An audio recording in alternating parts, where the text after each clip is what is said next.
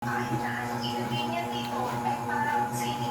na guys, dumating na yung Bali Siam. Kasi kaya naging Siam, itong ganitong malaki, may mga boxes na dalawang maliit.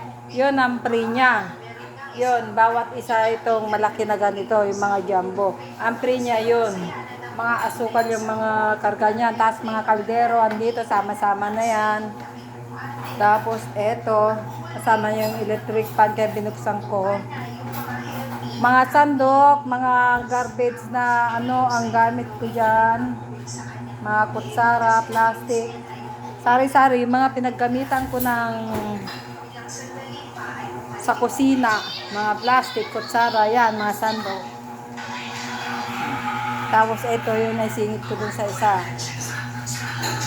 Ayan guys. Ay naku, magsasawag lang ako. Ayan lang guys.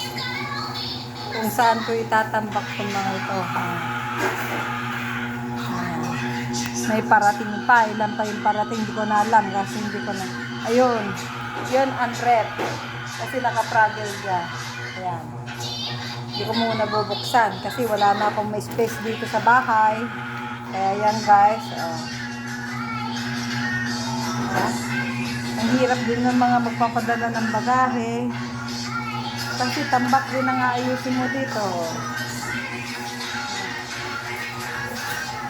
Ay, nako. Pati tao pagod.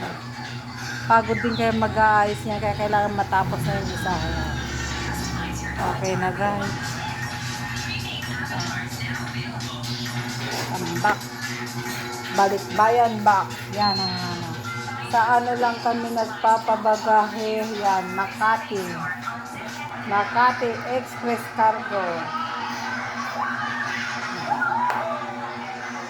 Yan, dyan lang kami sa Makati nagpapadala dyan sa parking dito. Okay na guys.